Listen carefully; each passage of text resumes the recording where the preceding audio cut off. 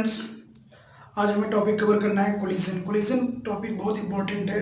एक या दो क्वेश्चन तो नीट या जेईई मेंस में तो पूछ ही लिया जाता है।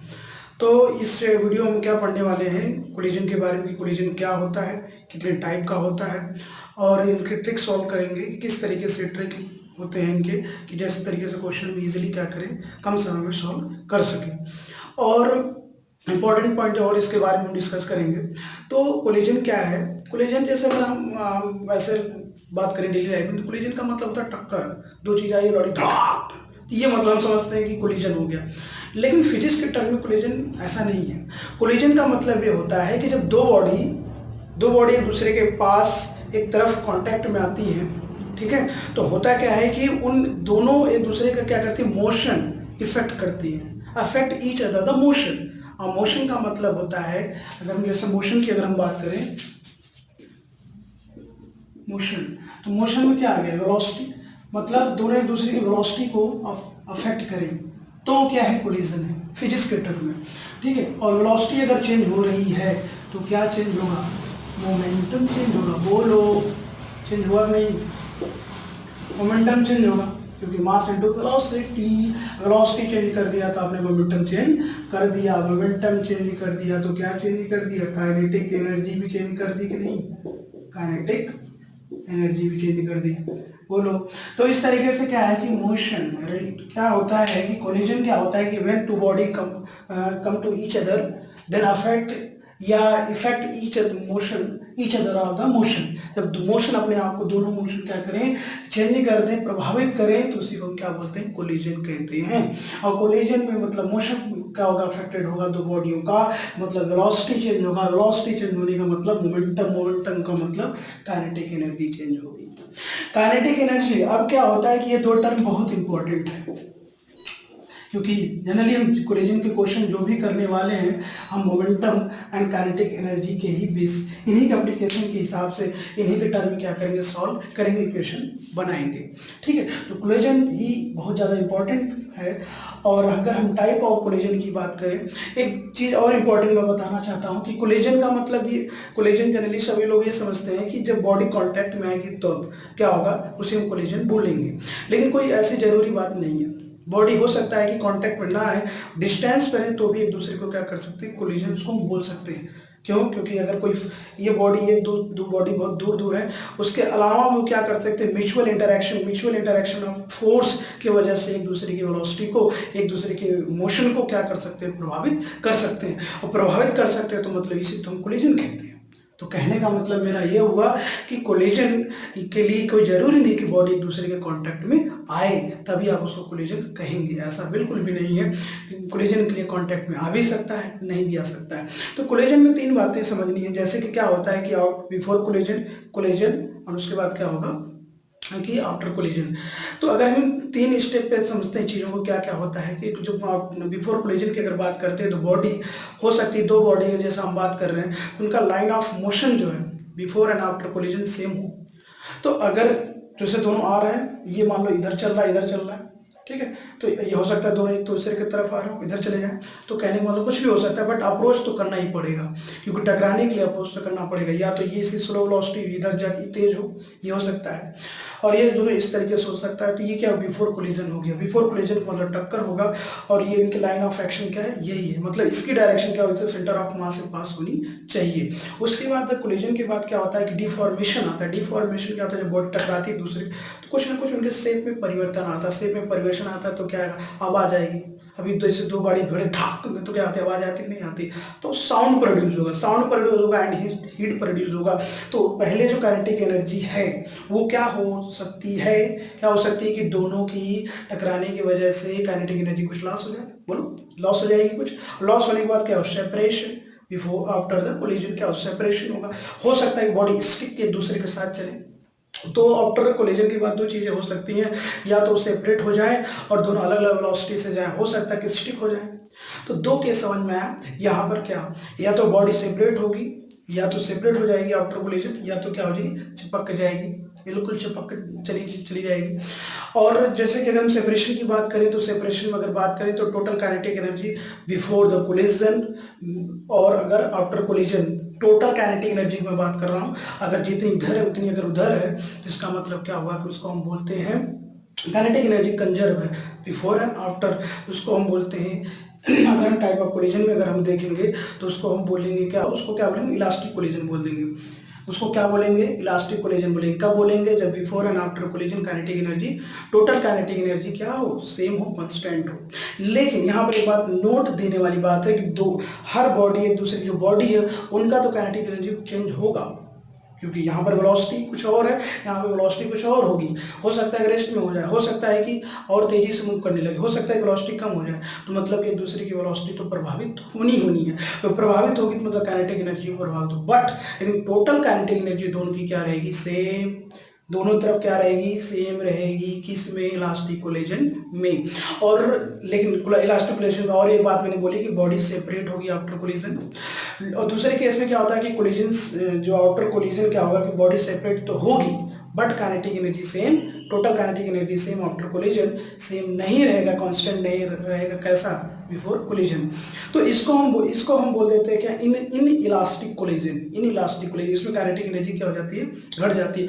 और डिफॉर्मेशन जो होता है, डिफॉर्मिटी जो आती है बॉडी के अंदर, वो उनके पास इस तरीके को कोई पावर नहीं रिगेन कर ले उस शेप को, तो इस तरीके को बोलते हैं इलास्टिक कोलिजन। और तीसरा जो इंटरमीडिएट इनके बीच में है वो क्या है कि जो एक लास्ट वाला बात अगर हम करें, परफेक्ट इलास्टिक कोलिजन, उसमें क्या होता है कि बॉडी जब क्या होता है कि बिफोर कोलिजन एक दूसरे की तरफ अप्रोच करेगी, और क्या होता है कि आफ्टर कोलिजन एक दूसरे के साथ स्टक करके जाते, साथ में जाती है, क्या करते हैं, साथ में चलती हैं, तो इसको बोलते हैं परफेक्ट इलास्टिक कोलिजन बोलेंगे। वो लोग आगे बात इतनी समझ में, अब उसको हम डिटेल में अच्छे से थोड़ा सा समझते हैं कि क्या क्या चीज़ें होती हैं। और लास्ट में हम इनके क्या होता है, इस वीडियो में प्रीवियस क्वेश्चन देखने वाले हैं कि कौन कौन से क्वेश्चन आए हैं, किस तरीके से आए हैं। अगर टाइप ऑफ कोलिजन की बात करें तो टाइप ऑफ कोलिजन दो होगा। क्या होगा, on the basis of direction, on the basis of kinetic energy. Direction का मतलब ये हुआ कि अगर जो उनका कोलिजन है, अगर before collision after collision line of motion क्या हो, सेम हो, तो उसको हम क्या बोलेंगे, 1D कोलिजन बोलेंगे, क्योंकि बॉडी इस तरीके से आ रही है और चली जाए, ठीक है, 1D कोलिजन बोलेंगे। इसी को हेड ऑन कोलिजन भी बोलते हैं। तो सबसे पहले हम क्या लेते हैं, type of collision. Type of collision की बात करें तो दो टाइप का होगा, ठीक है। पहला टाइप क्या होगा, on the basis of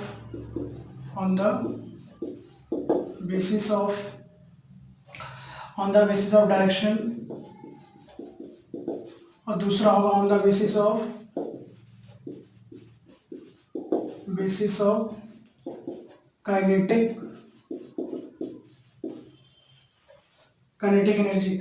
on the basis of direction क्या हो सकता है कि इनका जो बिफोर कोलिजन है आफ्टर कोलिजन डायरेक्शन सेम हो, तो उसको 1D बोलेंगे, स्ट्रेट लाइन 1D। इसी को बोलते हैं हेड ऑन कोलिजन। और दूसरा हमारे पास क्या होगा, 2D कोलिजन। 2D कोलिजन का दूसरा नाम होता है क्या, ऑब्लिक कोलिजन बोलते हैं इसी को। ऑब्लिक कोलिजन का क्या मतलब होता है कि जब क्या होता है, two body having different angle at different angle पे क्या होते हैं, अप्रोच करें, और आफ्टर कोलिजन क्या होता है कि डिफरेंट एंगल पे क्या होगा, सेपरेट हो जाए, उसी को हम क्या बोलेंगे, ऑब्लिक कोलिजन बोलेंगे। लेकिन इसमें प्लेन क्या होता है, सेम होता है। 2D है ना, तो प्लेन सेम होगा। जिस प्लेन में वो क्या कर रहे हैं, डिफरेंट एंगल से अप्रोच कर रहे हैं, उसी प्लेन में डिफरेंट एंगल में क्या हो, वो सेपरेट हो, तो उस तरीके को हम क्या बोलेंगे, ऑब्लिक कोलिजन बोलेंगे। और दूसरी बात क्या होगा, हेड ऑन कोलिजन को या 1D कोलिजन या 2D कोलिजन, इसका नाम समझ में आ रहा है ना। तो हेड ऑन कोलिजन क्या होता है कि इनका before and after collision line of motion इस क्या हो, सेम हो, line of motion will be same. This type of the collision before and after collision line of motion same in straight line, तो अब इसको हम क्या बोलेंगे, हेड ऑन कोलिजन बोलेंगे। तो यहाँ पे स्ट्रेट ऑफ क्या, लाइन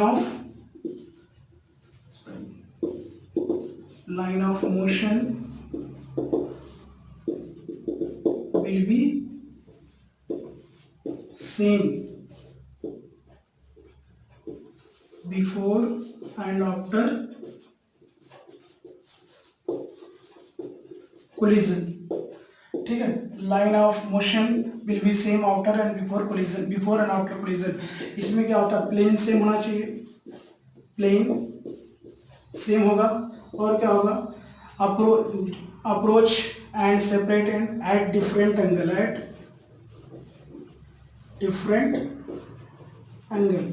जब एंगल डिफरेंट होगा तो उस तरीके से क्या होगा कि बॉडी अलग अलग डायरेक्शन में जाएगी, अलग अलग डायरेक्शन में जाएगी तो उसको हम 2D बोलेंगे, ठीक है। तो डायरेक्शन के बेसिस पे क्या हो गया, डायरेक्शन के बेसिस पे 2 टाइप के कोलिजन हो गए, हेड ऑन कोलिजन और ऑब्लिक कोलिजन, ठीक है। ज़्यादातर क्वेश्चन किस पे पूछा जाता है, हेड ऑन कोलिजन पे। और काइनेटिक एनर्जी के बेसिस पे आ जाते हैं, हो सकता है kinetic energy total kinetic energy before and after same हो सकता है कि सेम ना हो। और तीसरी बात होगी कि बॉडी एक दूसरे के साथ स्टिक करके साथ जाए। इसके बेसिस पर अगर हम बात करें तो काइनेटिक एनर्जी के बेसिस पर कोलिजन कितने टाइप का होगा, 3 तरीका का होगा। पहला होगा जो उसको हम बोल देंगे क्या, इलास्टिक कोलिजन। इलास्टिक कोलिजन में क्या होता है,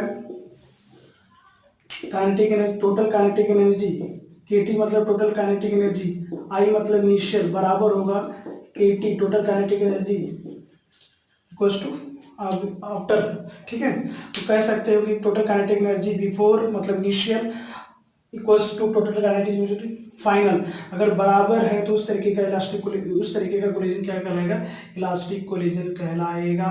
बोलो। उसके बाद होता है इनइलास्टिक कोलिजन। इनइलास्टिक कोलिजन में क्या होगा, जो यही चीज़ है वही ना हो, क्या ना हो, मतलब कि जो total kinetic energy before and after क्या है सेम ना हो, तो उस तरीके के कोलिजन को हम क्या बोलेंगे, इनइलास्टिक कोलिजन बोलेंगे।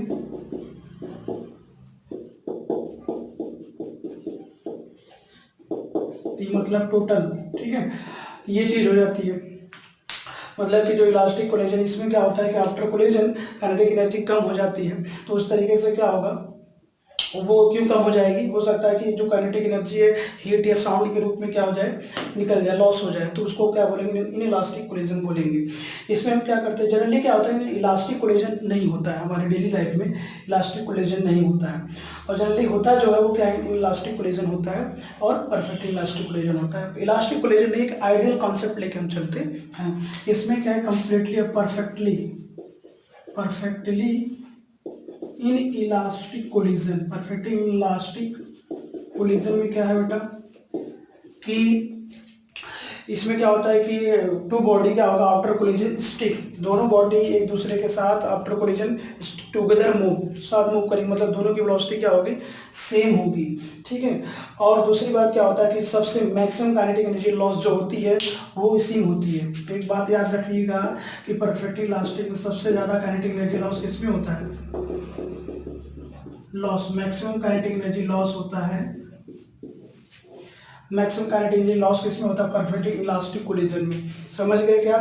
तो यहाँ पर क्या होगा, on the basis of kinetic energy elastic, inelastic और परफेक्टली इलास्टिक कोलिजन होता है। तो इसमें जैसे कि अगर kinetic energy, total kinetic energy before and after collision same हो तो मतलब इलास्टिक कोलिजन। इनइलास्टिक कोलिजन में क्या होता है कि total kinetic energy before and after क्या हो, सेम ना हो, कुछ एनर्जी कम हो जाए, तो मतलब क्या होगा, इनइलास्टिक कोलिजन।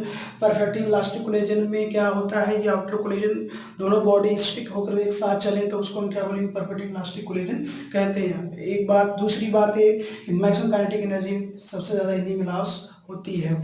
अब एक टर्म आप थोड़ा बहुत जानते होंगे, वो क्या है, ई क्या है, ई के बारे में समझते हैं क्योंकि हमारे पास इसी के थ्रू से।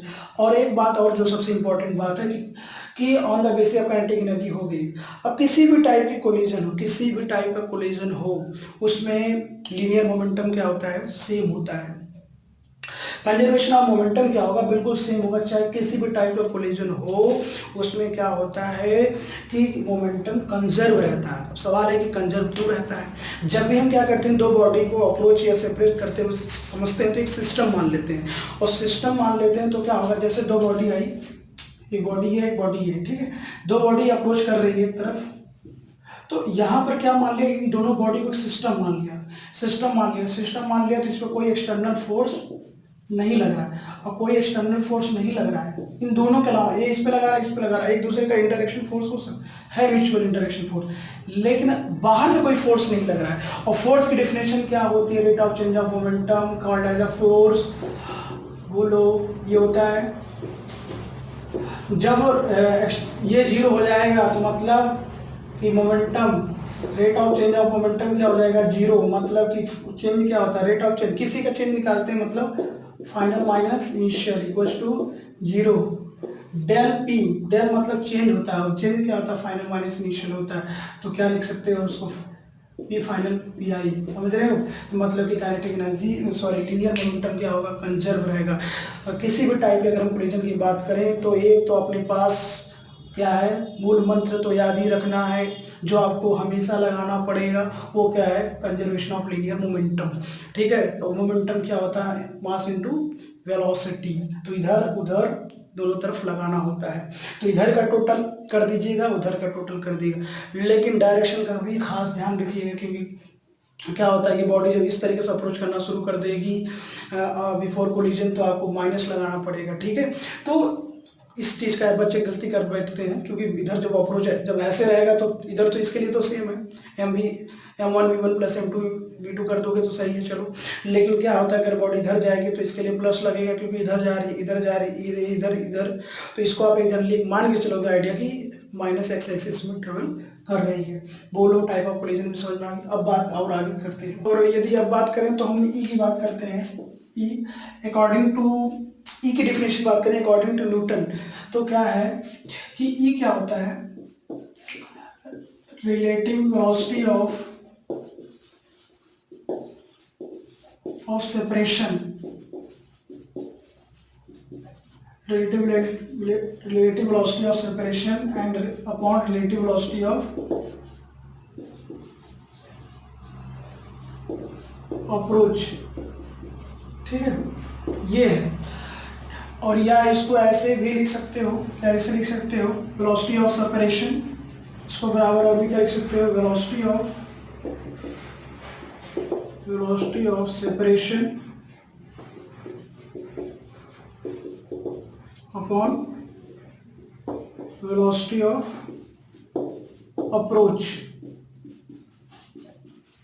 ये लिख सकते हो। ठीक है, तो velocity of separation upon velocity of approach ही होता है। ये किसकी definition, e according to Newton. E क्या होता है, ई क्या होता है, कोफिशिएंट ऑफ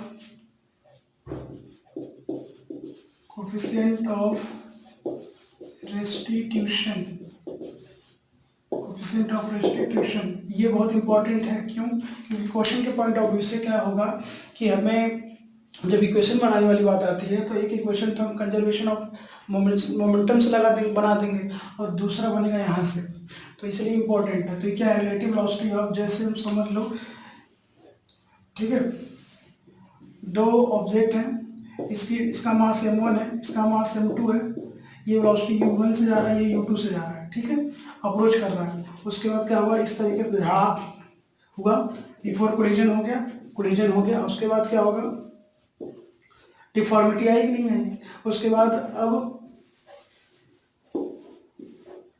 m1 m2, इसकी वेलोसिटी बदल गई, v1 हो गई, इसकी v2 हो गई। यहाँ पर u1 है, u2 है, इधर क्या हो गई, v1 u2।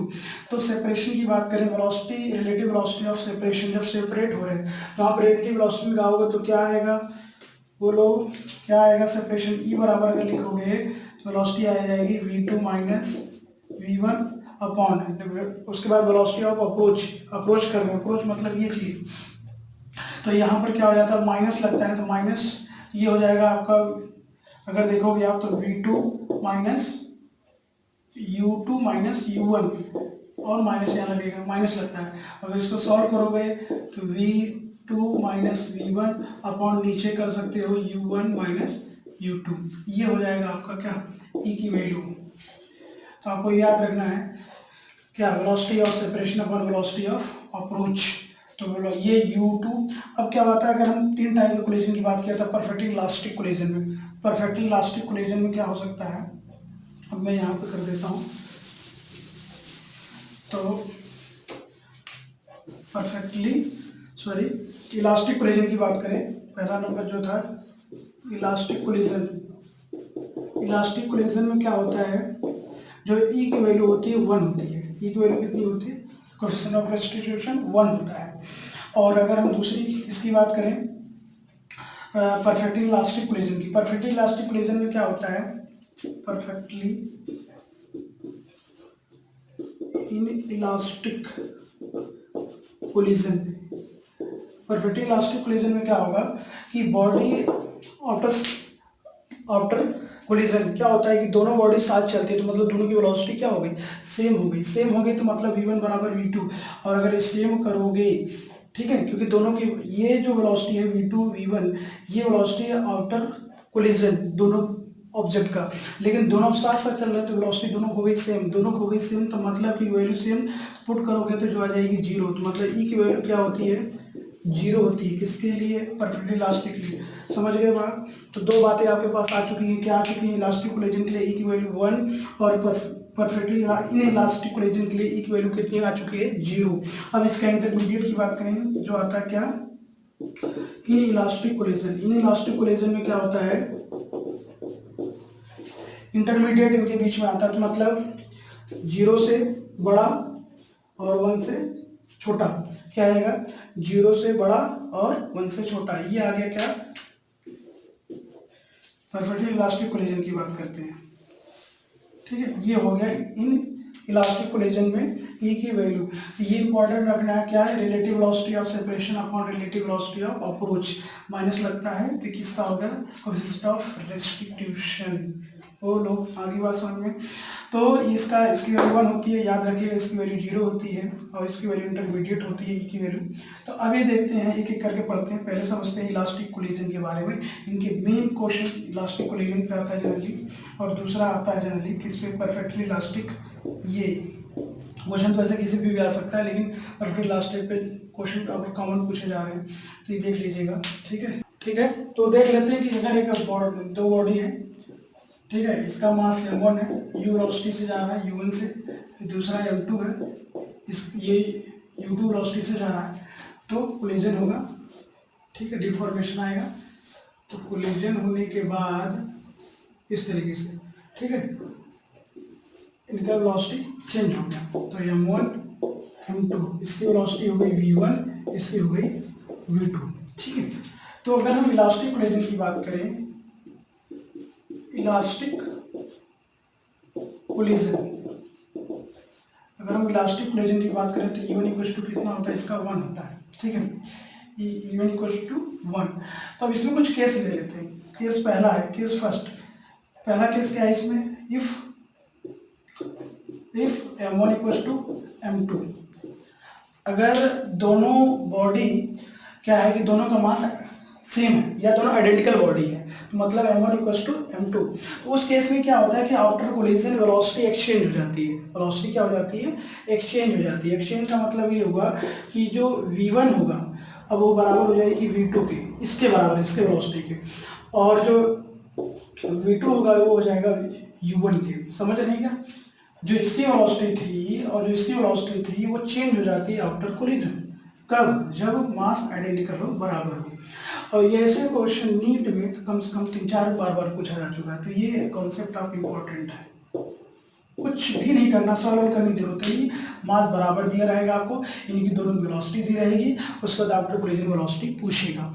तो जैसे मान लीजिए इसका 5 है, मान लीजिए इसका क्या है 10 मीटर पर सेकंड है, इसका 2 मीटर पर सेकंड है, तो आफ्टर कोलिजन क्या हो जाएगा, आफ्टर कोलिजन की बात करें तो वेलोसिटी एक्सचेंज हो जाएगी। मतलब अब ये जो v1 होगा, अब उसकी वेलोसिटी कितनी हो जाएगी, इतनी, और इसकी कितनी हो जाएगी 50 मीटर पर सेकंड, ठीक है। तो एक्सचेंज हो जाती है जब मास इक्वल हो। दूसरा केस रहता है कि मान लीजिए कि m1 much greater than m2, ठीक है, जो ये है बहुत हैवी है, ठीक है, और इस केस में ये क्या है, मान लेते हैं, और v2 equal to 0, v2 equal to 0, ये रेस्ट में है, ये रेस्ट है, तो v2 0 हो गया, और ये क्या है v1 से जा रहा है, और मास इसका बहुत हैवी है। तो कहने का मतलब क्या हो, ये बहुत बड़ा है, ये क्या छोटा है, जब टकराएगा तो होगा क्या। आप छोटो देखो ना कि कोई चीज़ बहुत हैवी है, बहुत तेज़ी से आ रही है, एक छोटी सी चीज़ है, उस पर जब टकराएगा तो वो और तेज़ी से भागेगा। तो ये रेस्ट में था, लेकिन क्या इस पर कोई प्रभाव पड़ेगा इसकी वजह से, कोई प्रभाव नहीं पड़ेगा। तो मतलब कि जो v1 है, जो v2 आएगा आफ्टर कोलिजन, आफ्टर कोलिजन जो होगा v1 इक्वल टू क्या रहेगा u1, मतलब उसकी velocity before and after same ही रहेगी कोलिजन, कौन किसकी रहेगी, जो हैवी मास वाला है। लेकिन m2 की अगर हम बात करें तो क्या है, वो जीरो है, पहले तो जीरो है इसकी वेलोसिटी, लेकिन आफ्टर कोलिजन क्या हो जाएगी, उसकी वेलोसिटी जो होगी v2 जो हो जाएगी वो 2 times of initial velocity of heavier body. Heavier body के इनिशियल वेलोसिटी की दुगना हो जाती है कौन है, इसका, जिसका जीरो है, तो हो जाएगा u1। समझ गए क्या, तो ये बात आप याद रखिएगा, ठीक है।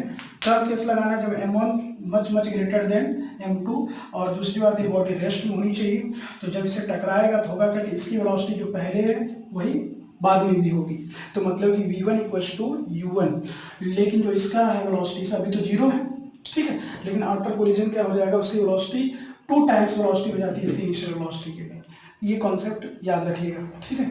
और अगर हम बात करें तीसरा केस, इस केस में अगर देखते हैं कि जो m2 है मच मच ग्रेटर देन क्या है, m1 है, मतलब m1 less than much less than m2। उस केस में क्या होगा कि अगर u2 जीरो है, ठीक है, ये केस ऐसे मान लो कि जैसे एक बॉल है, ठीक है, एक बॉल है, तो बॉल क्या होगा, इसके भीतर ये क्या है, जो बॉल है वो तो रेस्ट में होगी ना, अब ये जा रहा है, मास इसका m1 है और इसका मास तो बहुत ज़्यादा होगा इससे, ठीक है, और ये किस वेलोसिटी जा रहा है, u1 से जा रहा है, तो इसका u2 क्या होगा, जीरो है, तो लेकिन जब टकराएगा इससे तो क्या होगा, ऐसे आएगा नहीं आएगा, तो इलास्टिक है, इलास्टिक कोलिजन है, तो मतलब इलास्टिक कोलिजन में क्या होगा कि इसकी जो वेलोसिटी है, रिलेटिव वेलोसिटी जो है वो सेम रहेगी, मतलब जो वेलोसिटी है वो सेम रहेगी, ठीक है, तो दूसरी, लेकिन डायरेक्शन क्या हो जाएगी, अपोजिट हो जाएगी, लेकिन इसका कोलिजन कुछ चेंज नहीं आएगा, तो मतलब क्या हो जाएगा, तो v1 क्या हो जाएगा, v2 आफ्टर कोलिजन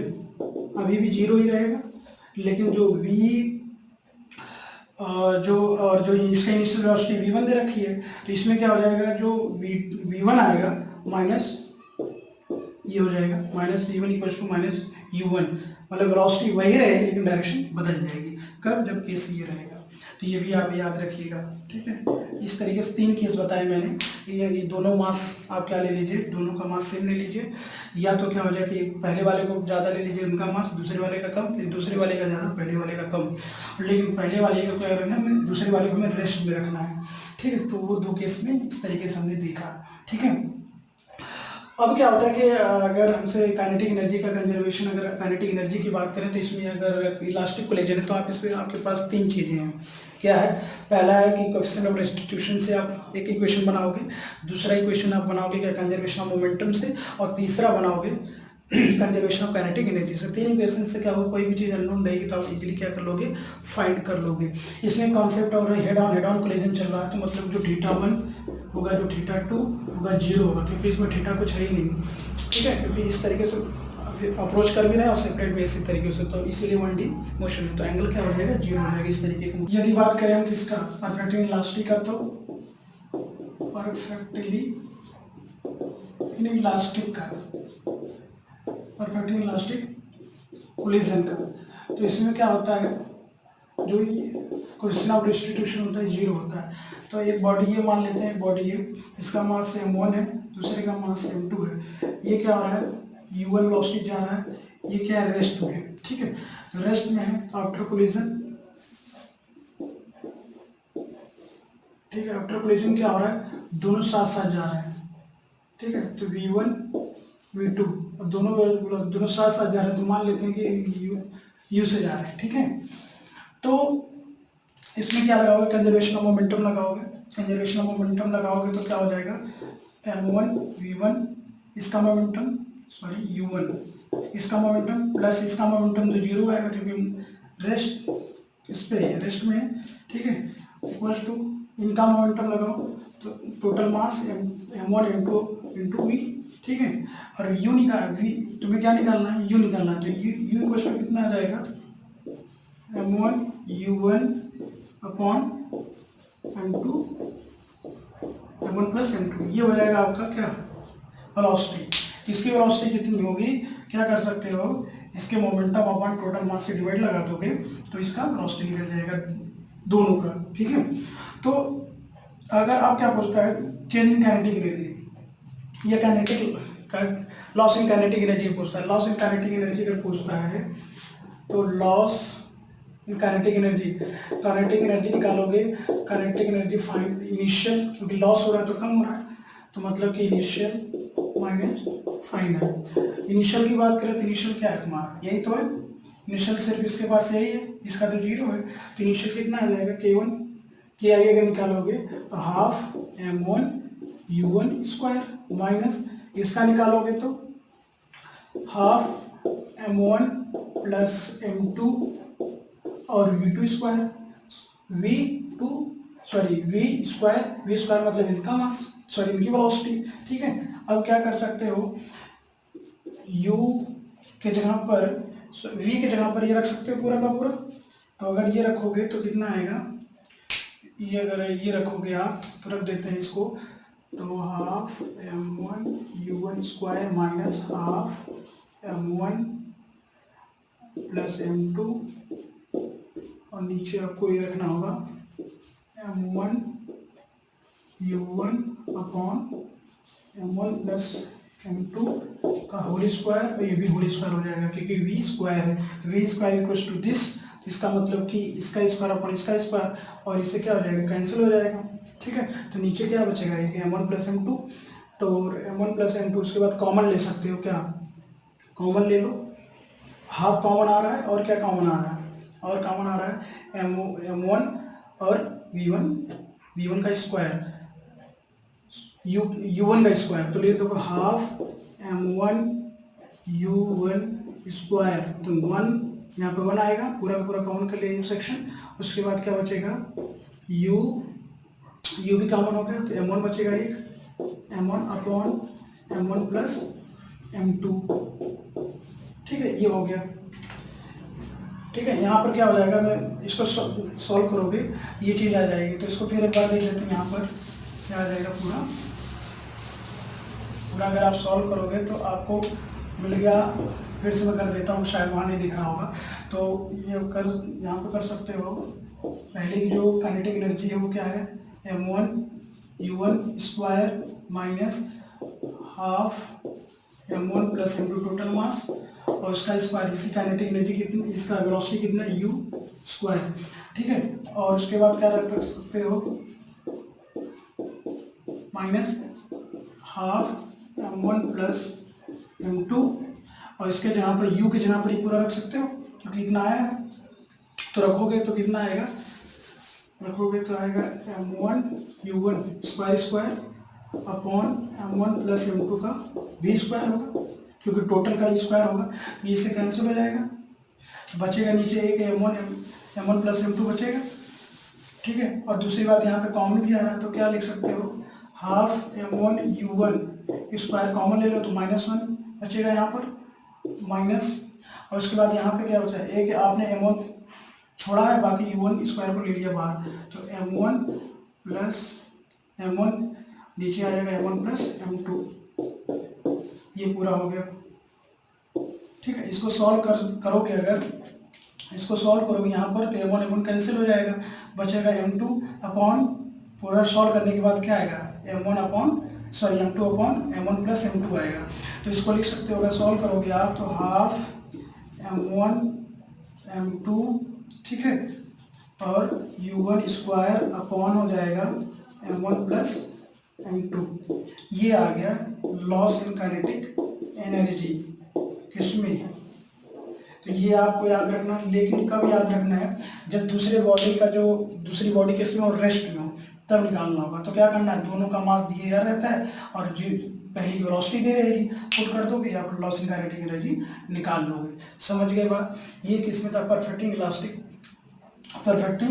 कोलिजन। तो अब देखते हैं ऑब्लिक कोलिजन। ठीक है, ऑब्लिक कोलिजन से क्वेश्चन तो कम बनते हैं लेकिन फिर भी कंसेप्ट समझना जरूरी है। ठीक है, तो ऑब्लिक कोलिजन में जैसे क्या होता है, एंगल डिफरेंट होता है। ठीक है, तो ये जो मान लेते हैं बॉडी, एक मास है M1, जो पहले का मास है M1 और दूसरे का M2 बिफोर कोलिजन, और लाइन ऑफ इनका डायरेक्शन ये है कुछ। ठीक है, तो यहाँ पर इसकी डायरेक्शन इससे क्या है, α2 और वेलोसिटी है u2, और इसकी जो है लाइन ऑफ मोशन से α1 वेलोसिटी कितना u1, कोलिजन होने के बाद इसकी वेलोसिटी कितनी हो गई, अगर आप देखेंगे तो ये हो जाएगा बीटा 1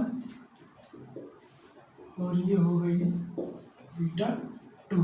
मास, ये मास 2 है, ये मास 1 है, उसकी वेलोसिटी आ गई v1 और ये हो गई v2। ठीक है, ये हो गया कुछ इस तरीके से कि दो बॉडी ऑब्लिक कोलिजन की हम बात करें तो क्या होगा कि एंगल डिफरेंट होगा प्लेन से में। तो पहले वाले मास m1 हो गया, इसका अल्फा 1 बना रहा है लाइन ऑफ मोशन से, तो लाइन ऑफ इंटरेक्शन से, तो क्या हो गया v1 अल्फा 1 और इसने क्या बनाया अल्फा 2 बनाया, और आफ्टर कोलिजन क्या होगा कि बीटा 1 ये किसका पहले बॉडी का वेलोसिटी हो गया। और इस तरीके से अब क्या करते हैं हम इसमें दो एक्सिस बनाएंगे, एक एक्स एक्सिस और एक वाई एक्सिस। तो conserving the momentum of system, अगर हमें क्या करना कि इस सिस्टम का मोमेंटम कंजर्व करना है तो हमें दो एक्सिस में करना पड़ेगा, एक एक्स और एक वाई में। तो अगर एक्स की बात करें तो आप यहाँ पे कंपोनेंट बना सकते हैं। कंपोनेंट बनाएंगे तो इसका कंपोनेंट एक इधर बनेगा, एक इस वेलोसिटी का, एक कंपोनेंट इधर बनेगा। ठीक है, तो इधर अगर देखोगे तो क्या हो जाएगा u1 cos थीटा और इधर क्या बनेगा u1 sin थीटा। इसी तरीके से अगर इसका बनाओगे दो कंपोनेंट बनेंगे, एक इधर बनेगा तो ये हो जाएगा u2 cos थीटा और इधर क्या हो जाएगा ये u2 sin थीटा। ठीक है, इसी तरीके से अगर इधर बनाओगे तो दो आएगा, ये हो जाएगा v1 sin theta, sorry sin theta नहीं, यहाँ पे अल्फा लेना है, सॉरी अल्फा 2, यहाँ पे अल्फा 2, यहाँ पे लेना है अल्फा 1, यहाँ पे अल्फा 1। ठीक है, तो यहाँ पे आ जाएगा बीटा 1 और इस डायरेक्शन में अगर लोगे आप तो हो जाएगा v1 cos बीटा 1। इसी तरीके से इसका करोगे दो कंपोनेंट में करोगे तो v2 cos बीटा 2, इधर आ जाएगा v2 और हो जाएगा साइन बीटा 2। ठीक है, ये हो गया चीज़ें। अब क्या कर लो, इसको एक्स एक्सिस की बात करें, एक्स एक्सिस में कंजर्व करोगे बिफोर कोलिजन इसका एक्स डायरेक्शन में कितना हो रहा है, इसका मास m1 दे रखा है, वेलोसिटी कितनी आ गई u1 cos अल्फा 1, तो m1 u1 cos अल्फा 1 आ गया। ठीक है, और इसकी बात करें ये हो गया इस डायरेक्शन में plus m2 u2 cos alpha 2, ये हो गया इक्वल्स टू, अब इधर कर लो इसके इस डायरेक्शन में क्या हो गया, आ गया आपका m1 v1 cos beta 1 plus m2 v2 cos beta 2। समझ गए बात। तो इस डायरेक्शन की वेलोसिटी ये, इसका मास, फिर ये जोड़ के आपने ये कर दिया, ये हमने किस निकाला एक्स एक्सिस पे। वाई एक्सिस की बात करें जरा तो वाई एक्सिस का अगर करोगे तो वाई एक्सिस में ये तो पार्ट निगेटिव जा रहा है। ठीक है, निगेटिव जा रहा है तो इसको क्या लिख सकते हो m1 minus m1 u1 sine alpha 1 plus इसका प्लस पॉजिटिव डायरेक्शन में तो हो जाएगा m2 u2 साइन अल्फा 2। ठीक है, उस डायरेक्शन में हो गया इक्वल्स टू, अब इधर क्या करो वाई डायरेक्शन को बराबर करें, इधर भी वाई डायरेक्शन को क्या करना पड़ेगा कंजर्व करना पड़ेगा, तो इधर भी माइनस आ रहा है तो v1 minus m1 v1 sign beta 1 plus इसका प्लस आएगा तो m2 v2 और साइन बीटा 2। ठीक है, तो इस तरह से इसको बहुत इजीली क्या कर सकते आप लगा सकते हो। क्या करना क्या होता है, कंपोनेंट बनाना है वेलोसिटी का, इधर और एंगल आपको दिया ही रहेगा। ठीक है, तो कंजर्व करने के बाद आप क्या कर सकते हो, उसको क्या करते हो एक्स एक्सिस में कंजर्व कर दो, मोमेंटम ऑफ सिस्टम को कंजर्व कर दो, उसके बाद क्या करो वाई डायरेक्शन में मोमेंट ऑफ सिस्टम को क्या करो कंजर्व कर दो। इस तरीके से दो इक्वेशन मिल जाएगी। लेकिन एक बात यहाँ पे याद रखने वाली बात है क्या, कि जो एक्स डायरेक्शन में है वहाँ पर कोई एक्सटर्नल फोर्स नहीं लग रहा है। जो फोर्स नहीं लग रहा है तो उस केस में क्या होगा कि जो ये अगर आप बात इसका करेंगे तो इसका जो ये वेलोसिटी है और किसके बराबर होगा, इस वेलोसिटी के बराबर। जो पहली बॉडी है, पहली बॉडी का जो यहाँ पर मोमेंटम है वाई डायरेक्शन में, और यहाँ पर जो मोमेंटम वाई डायरेक्शन में एक दूसरे के बराबर होगा। क्यों बराबर होगा समझ गए होंगे, क्योंकि वाई डायरेक्शन में कोई फोर्स नहीं लग रहा। वाई डायरेक्शन में कोई फोर्स नहीं लग रहा है तो क्या लिख सकते हो, m1v1 m1u1 साइन अल्फा 1 बराबर क्या हो जाएगा, m1v1 साइन बीटा 1 बराबर कर सकते हो। इसी तरीके से चीज़ को भी बराबर कर लोगे। क्यों बराबर कर लोगे, क्योंकि आपका वाई डायरेक्शन में कोई फोर्स एक्सटर्नल नहीं लग रहा है, नहीं लग रहा है इसलिए बराबर कर दोगे। तो ये बहुत सिंपल है, इस तरीके से थोड़ा सा लगता है कॉन्सेप्चुअल है। तो ये हो गया सिस्टम, समझ गए बात। तो यहाँ पर हमें क्या करना होता है, इस तरीके से लगाना। क्वेश्चन एक दो इस तरीके से बने हैं, तो आपको करना क्या है, बहुत इजीली क्या कर सकते हो, निकाल सकते हो सकता है कैसा हो कि पहले क्या हो कि पहले बॉडी क्या हो रही है, लीनियर मोमेंटम कर रही हो 1D, उसके बाद ऑब्लिक हो गया हो, ठीक है। इस तरीके से क्वेश्चन का एंगल तो कहीं ना कहीं गिवन हो गया, कुछ ना कुछ हिंट देगा, समझ गए। और अब क्या करते हैं, कुछ प्रीवियस ईयर क्वेश्चन करते हैं जो आए हुए क्वेश्चन है नीट और जेईई मेंस में, ठीक है। क्वेश्चन दिया हुआ इसको करते हैं क्वेश्चन को।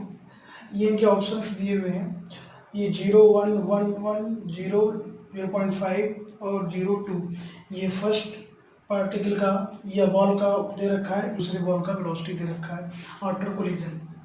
तो क्वेश्चन क्या कह रहा है, ball moving with velocity 2 metre पर सेकंड कोलाइड हेड ऑन दे रखा है, ये इंपॉर्टेंट बात नोट कर लीजिए। Another stationary ball of double mass क्या है, डबल है लेकिन है स्टेशनरी रेस्ट में। उसके बाद कह रहा है कि कोएफिशिएंट ऑफ रेस्टिट्यूशन 0.5 का मतलब ये है कि ना तो 1 ना तो 0 है, इसका मतलब कि इनइलास्टिक कोलिजन है ये कॉन्सेप्ट। तो सबसे पहले बात आपको इस जब तक कोलिजन का क्वेश्चन करना होता है तो एक बार ई वाला कॉन्सेप्ट लगाना है। ई मतलब E equals to velocity of separation upon velocity of approach, वो उस वहाँ से एक इक्वेशन बनाओगे और दूसरा इक्वेशन बनाओगे कंजर्वेशन ऑफ मोमेंटम से, ठीक है। तो यही तो कॉन्सेप्ट हमें लगाना होता है। और तीसरा क्या था, अगर इलास्टिक कोलिजन की बात आती है इलास्टिक, तो उसमें क्या होता है कि हम कंजर्वेशन ऑफ काइनेटिक एनर्जी का कॉन्सेप्ट लगा देते हैं।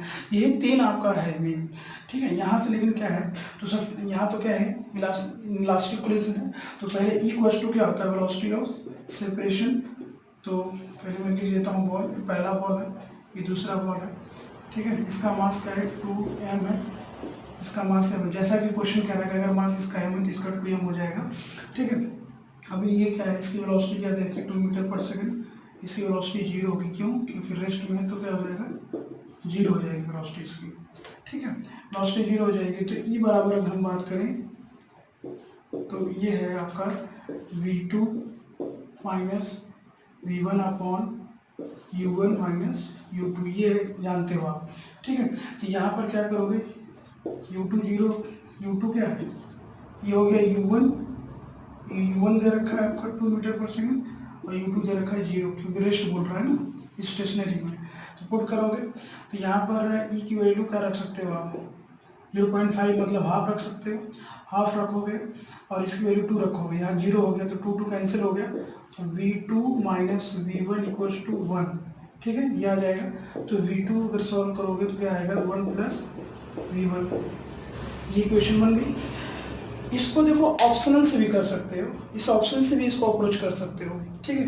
वैसे तो कंजर्वेशन ऑफ लीनियर मोमेंटम लगाएंगे तो उससे तो निकलेगा ही निकलेगा। एक इक्वेशन ये बन गई, दूसरा लीनियर मोमेंटम से निकल जाएगा कंजर्वेशन से, तो दोनों को सॉल्व कर लेंगे तो v1 v2 निकल जाएगा। लेकिन मैं आपको एक ट्रिक बताता हूँ। तो कई बार क्या होता है, क्वेश्चन ऑप्शन से अप्रोच करो। जैसे क्या है कि v2 यहाँ पर ये लग रहा है कि v1 की वैल्यू जो भी होगी वो उसमें क्या होगा, 1 ऐड करोगे तो v2 की वेलोसिटी मिलेगी। मान लेते हैं यहाँ पर ये v1 की वेलोसिटी दे रखी है, ये v2 की वेलोसिटी दे रखी है। तो v1 अगर पुट करो 0, अगर 0 पुट करोगे, यहाँ पर 0 पुट करोगे तो 1 प्लस 0 तो क्या है, 1 आएगा, मतलब ये सही ऑप्शन हो सकता है क्योंकि 1 आ रहा है। दूसरे में पुट करोगे यहाँ पर 1, v1 की वैल्यू अगर 1 पुट करोगे और प्लस 1 करोगे तो 2 आना चाहिए v2 की वैल्यू, लेकिन यहाँ 2 नहीं दे रखा है, मतलब ऑप्शन गलत हो गया। दूसरी की बात करें इसका, तो यहाँ पर 1 है, 1 पुट करोगे तो 1 है ही पहले से, 1 प्लस 1 2 होना चाहिए, लेकिन 0.5 ये भी नहीं होगा। और इसके बाद इसकी बात करें तो यहाँ पे 0 पुट करोगे तो v2 कितना मिलेगा, v2 कितना 1 मिलेगा, लेकिन कितना है 2 दे रखा है, ये भी इसका मतलब पहला ऑप्शन सही है, ठीक। फिर भी इस तरीके से यहाँ से आपने कर ही लिया, लेकिन अगर हम उस कंजर्वेशन ऑफ लीनियर मोमेंटम के थ्रू करते हैं तो भी आ जाएगा, ठीक है। तो पहले इक्वेशन ये बना लिया हमने, पहला इक्वेशन ये हो गया। दूसरा हो जाएगा दूसरा आप लीनियर मोमेंटम से लगाओगे तो हो जाएगा m1 से मल्टीप्लाई करोगे तो 2m, तो हो जाएगा ये 2m इसका मोमेंटम, और इसका क्या हो जाएगा 0, ठीक है। उसके बाद क्या हो जाएगा mv1 प्लस 2mv2, ठीक है। उसके बाद ये क्या हो जाएगा, मास काट दोगे तो क्या हो जाएगा v1 plus 2v2 equals to क्या मिल जाएगा आपको 2 मिल जाएगा। ये मिल गया आपका दूसरा इक्वेशन। सॉल्व कर लो, या तो क्या करो, यहीं से वैल्यू में निकाल रहा था मैं, वहीं से निकाल लो।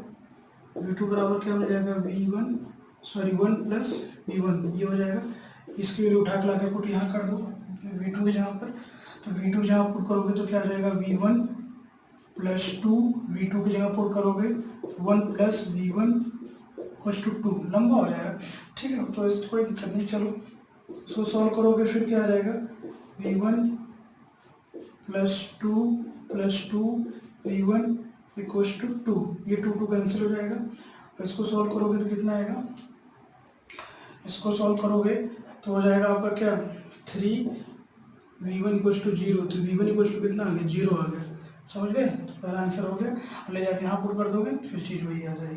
तो इस तरीके से हम क्या कर सकते, लगा सकते। कई बार क्या होता है कि क्वेश्चन को किस तरीके से सॉल्व करते हैं, ऑप्शन से अप्रोच कर जाते हैं, ठीक है। तो इस तरीके से थोड़ा सा ट्रिकी है, तो कई बार आप क्या किया करेंगे, समय बचाने के लिए ऐसा आपको करना पड़ेगा, ठीक है। तो हमारे पास एक नेक्स्ट क्वेश्चन दिया हुआ है, इसमें क्या कह रहा है कि एक बॉडी है जिसका मास हमें कितना दे रखा है 4m दे रखा है, ठीक है।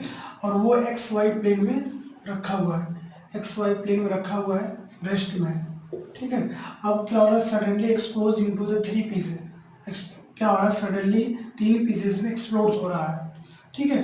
तो जो इसमें से 2 पीस जो है उनका जो मास है वो क्या है, बराबर है, और moving to perpendicular to each other equal speed भी दे रखी है, स्पीड और मास दोनों बराबर दे रखा है उसमें से 2 पार्टिकल का। तो 4m हो गया, तो 2 का मास अगर दो का मास m और m है तो तीसरे का मास कितना होगा 2m हो जाएगा, समझ गए। और total kinetic energy generated due to the explosion का मतलब ये हुआ कि हमें क्या करना है कि कितनी काइनेटिक एनर्जी जनरेट हुई। काइनेटिक एनर्जी का मतलब क्या करना, हाफ mv² लगाना है। तो आप तीनों का मास जोड़ दो, तीनों का काइनेटिक एनर्जी जोड़ दो, वही टोटल क्या हो जाएगा काइनेटिक एनर्जी जो जनरेट होगी एक्सप्लोशन में। तो पहले का जैसे मैं बात कर दूं, पहले का तो ये भी होगा, दूसरे का भी यही होगा, जो वेलोसिटी दे रखी है और वो दे रखा है। लेकिन सवाल ये जो हाफ और 2m इंटू v डैश या v जो है ये हमें निकालना पड़ेगा, ठीक है।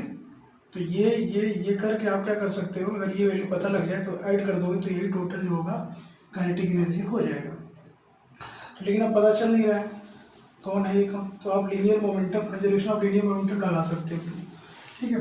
तो लीनियर मोमेंटम अगर हम इनिशियल की बात करें, तो इनिशियल की बात करें तो क्या है, रेस्ट में है, तो रेस्ट में होगा तो वो क्या हो जाएगा 0 हो जाएगा। रेस्ट में क्या हो जाएगा 0, रेस्ट में है तो जो linear momentum initial linear momentum होगा वो 0 हो जाएगा। अगर आप फाइनल की बात करें तो फाइनल क्या होगा, ठीक है, ऐसे समझ सकते हो। ये हो गया आपका y, ये हो गया x एक्सिस, एक बॉडी इधर जा रही है, एक बॉडी इधर जा रही है, जो इक्वल मासेस के हैं, ठीक है, इक्वल मासेस के हैं, तो इक्वल मासेस के हैं ये वेलोसिटी। तो इसको बैलेंस करने के लिए बॉडी जो तीसरी आएगी वो कहीं इधर आएगी, ठीक है, क्योंकि नेट फोर्स क्या होना चाहिए 0 होना चाहिए, तो यहाँ पर बराबर आना चाहिए, तो ये हो जाएगा 2m, कहीं ना कहीं इधर जाएगा। फिर भी तो अगर आप देखोगे तो दोनों बराबर अगर हैं तो यहाँ पर बराबर है, ठीक है, तो आप लगा सकते हो ये 45 पे जाएगा, क्योंकि इधर माइनस कर दो, इसको इधर माइनस कर दो, तो क्या है कि इस साइड बराबर है, तो बराबर होगा तो अगर आप tan थीटा लोगे तो 1 आएगा, तो मतलब कि बिल्कुल किस पे जाएगा 45 पे जाएगा। तो फिर भी देखते हैं, हम इसको i कर लेते हैं। तो यहाँ से क्या करोगे, इधर अगर इनका क्या करो मोमेंटम निकालो, फाइनल मोमेंटम तीनों बॉडी के लिए, तो क्या हो जाएगा mv I cap plus mv j cap, इधर एक हो गया इधर, और दूसरा हो जाएगा 2mv वेक्टर लगा लो, क्योंकि इसकी डायरेक्शन हमें पता नहीं है, ठीक है। तो पता नहीं है तो क्या कर सकते हो, ये हो गया हमारे पास फाइनल मोमेंटम। अब क्या करोगे, कंजर्व कर दो, किया जा सकता है, कंजर्वेशन ऑफ लीनियर मोमेंटम लगा दो, initial equal to final, initial तो जीरो, फाइनल क्या हो जाएगा ये, मतलब ये बराबर क्या हो जाएगा, पूरा का पूरा जीरो आ जाएगा। बोलो, क्योंकि इनिशियल जो है जीरो दिया हुआ है तो फाइनल इतना पूरा आ गया, तो इसको फाइनल को जीरो इक्वल कर सकते हो। आप क्या करो, इसको ही रहने दो, तो 2mv वेक्टर इक्वल टू लेके आओगे तो इसको पूरा उधर कर दो, m minus M V I minus M V J cap, ठीक है। आप क्या कर सकते हो, ये m1 ये m कैंसिल हो सकता है और इस मास से, तो v वेक्टर आ जाएगा v/2 आई कैप माइनस माइनस v/2 जे कैप, ठीक है। ये हमें फाइनल पता लगा जो है इस थर्ड बॉडी है, थर्ड जो पीस है उसकी वेलोसिटी, लेकिन वो वेक्टर है। अब इसका वेक्टर का मैग्नीट्यूड कैसे निकालते हैं, मैग्नीट्यूड आई और जे के का जो कोएफिशिएंट होता है उसका स्क्वायर कर दो, स्क्वायर रूट निकाल दो तो मैग्नीट्यूड निकल जाएगा। तो मैग्नीट्यूड कैसे निकालोगे, v इक्वल्स टू, इस वेक्टर का मैग्नीट्यूड निकालना है तो -v/2 का स्क्वायर प्लस -2 माइनस v/2 का होल स्क्वायर और स्क्वायर रूट कर दो, ठीक है। इसका स्क्वायर रूट करोगे तो क्या आ जाएगा, अगर स्क्वायर रूट करोगे तो जोड़ोगे तो हो जाएगा v/2√2, ये हो जाएगा, ठीक है। 1 + 1 2 ऐड हो जाएगा और इधर बाहर ले सकते हो और इसको ले सकते हो तो हो जाएगा v/√2। इसको ऐसे लिखा जा सकता है क्योंकि √2, ये 2 को क्या लिखे, √2 × √2 कर सकते हो, √2 कैंसिल, एक √2 नीचे बच जाएगा, तो ये हो सकता है, ठीक है। अब इसकी हमें वेलोसिटी पता लग गई, वेलोसिटी पता लग गई थर्ड बॉडी की, तो उसका क्या करते हैं, काइनेटिक एनर्जी निकाल सकते हो। काइनेटिक एनर्जी निकाल सकते हो तो यहाँ पर हम क्या कर सकते हैं, टोटल काइनेटिक एनर्जी हम निकालनी है, टोटल काइनेटिक एनर्जी निकालनी है। तो पहला हो जाएगा पहले बॉडी का, वो है ये, और प्लस फिर ये हो जाएगा ½ mv², फिर प्लस ½ 2m, और उसकी वेलोसिटी कितनी आई है, v²/√2 का हो जाएगा 2, बोलो, और ये 2 कैंसिल कर दो, तो कट करोगे तो यहाँ पर ½ mv², यहाँ पे भी ½ mv², जोड़ोगे तो क्या आएगा 3/2 mv²। ये हो गया टोटल काइनेटिक एनर्जी, जो क्या होगा इस एक्सप्लोजन में क्या होगा, जनरेट होगा, ठीक है। तो आंसर कौन से चला जाएगा, बी। बोलो, अगली बात समझ में, इस तरीके से क्या कर सकते हैं, निकाल सकते हो आप, ठीक है। नेक्स्ट क्वेश्चन करते हैं। ये क्वेश्चन आया था 2015 में APMD, ठीक है। इसमें क्या हुआ है कि कह रहा है कि एक ब्लॉक रखा हुआ है on a frictionless surface, a block of mass m, moving speed v, ठीक है। मतलब एक ब्लॉक रखा हुआ है फ्रिक्शनलेस सरफेस पे, ठीक है, मास उसका m है, मूव कर रहा है v वेलोसिटी से, ठीक है, कोलाइड इलास्टिकली। ये इंपॉर्टेंट बात है, किसी भी क्वेश्चन में, कोलिजन के क्वेश्चन में ये चीज़ ढूंढना बड़ा जरूरी है, इलास्टिक इन इलास्टिक है, परफेक्टली इन इलास्टिक है क्या है, उससे कंसेप्ट क्या समझ में आती थी। अगर इलास्टिक कोलिजन होता है तो कंजर्वेशन ऑफ काइनेटिक एनर्जी आप इजीली लगा सकते हो, ठीक है। तो ये हो गया, और दूसरा है ब्लॉक जिसका आइडेंटिकल मास है, another block of mass same mass, ठीक है, m which initially at rest में है, तो ये इसका क्या है, रेस्ट में, तो इसकी वेलोसिटी क्या हो जाएगी, 0 हो जाएगी, ठीक है, इसकी वेलोसिटी 0। उसके बाद फिर क्या आएगा, initially at rest, after the collision first block move at angle, theta angle पर मूव करता है, it's initial direction and has a speed v/3। तो कोलिजन हुआ, कोलिजन होने के बाद क्या हुआ कि इस तरीके से इनिशियल डायरेक्शन है, यहाँ से ब्लॉक इधर चला गया, पहला ब्लॉक जैसा वो कह रहा है, ठीक है, मास m और इसकी वेलोसिटी v/3 है और एंगल थीटा बना रहा है ये इनिशियल डायरेक्शन से। तो इसी तरीके से ब्लॉक एक दूसरा इधर जाएगा, क्यों जाएगा, क्योंकि सेंटर ऑफ मास को मेंटेन करना है, ठीक है, सेंटर ऑफ मास को मेंटेन करना है, कुछ इस तरीके से जाएगा, ठीक है। तो ये भी कुछ ना कुछ थीटा बनाएगा, ठीक है। तो ये क्या हो जाएगा, मास m, 2 ब्लॉक है, लेकिन इसकी हमें स्पीड दी नहीं है, तो इसको क्या मान लो, p' मान लो, ठीक है। इसकी स्पीड हमें नहीं पता, वी डैश मान लो थीटा वो भी नहीं पता। तो अब करना क्या है, यहाँ पर आफ्टर कोलिजन कैसा रहा, ऑब्लिक कोलिजन जैसा कुछ दिख रहा है। तो ऑब्लिक कोलिजन दिख रहा है, तो यहाँ पर थीटा तो पता है नहीं। तो ये एक चीज़ बढ़िया कर रखा है इसने, इलास्टिक कोलिजन देकर। इलास्टिक कोलिजन दिया हुआ तो कंजर्वेशन ऑफ काइनेटिक एनर्जी आप इजीली क्या कर सकते हो, पुट कर सकते हो। तो इसका v1 v डैश ही पूछ रहा है, ये स्पीड सेकंड ब्लॉक का स्पीड पूछ रहा है। तो क्या करना, क्या फर्दर क्या कंजर्वेशन ऑफ काइनेटिक एनर्जी लगा दो। तो ये हो जाएगा half initial kinetic energy, total initial kinetic energy equals to total final kinetic energy के बराबर होगा, क्योंकि कंजर्वेशन ऑफ काइनेटिक एनर्जी लगा रहे हो। तो हो जाएगा हाफ, इसका मास m, वेलोसिटी v2 प्लस 0 होगा, 0 क्योंकि इसकी वेलोसिटी तो 0 है, इक्वल्स टू इसके बाद क्या हो जाएगा हाफ m, इसकी वेलोसिटी v/3 का स्क्वायर प्लस इसका half m v dash square. m क्या हो सकता है, कैंसिल हो जाएगा, यहाँ पर टू काट दो, ठीक है। तो क्या हो जाएगा v square equals to v square by 9 plus v dash square, ये आ जाएगा, ठीक है। और क्या करोगे v डैश स्क्वायर को सॉल्व अगर करोगे तो v डैश स्क्वायर आएगा v square minus v square by 9 आ जाएगा। तो सॉल्व करोगे इसको, ठीक है। तो v डैश स्क्वायर क्या आ जाएगा आपका 8v square by 9, v dash आ जाएगा आपका 2√2v/3।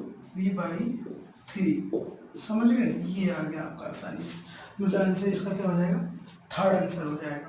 तो इस तरीके से लगना, जब भी कोई क्वेश्चन सॉल्व करें आप तो ये जरूर देख लें कि क्वेश्चन में किस तरीके का कोलिजन है, वो इलास्टिक कोलिजन है कि इनइलास्टिक कोलिजन है पर या परफेक्टली इनइलास्टिक कोलिजन है, ठीक है। इस तरीके से क्वेश्चन करना है। आपको कोलिजन के क्वेश्चन करने होते हैं तो क्वेश्चन करने के लिए आपको बस 3 ही फंडे लगाने हैं।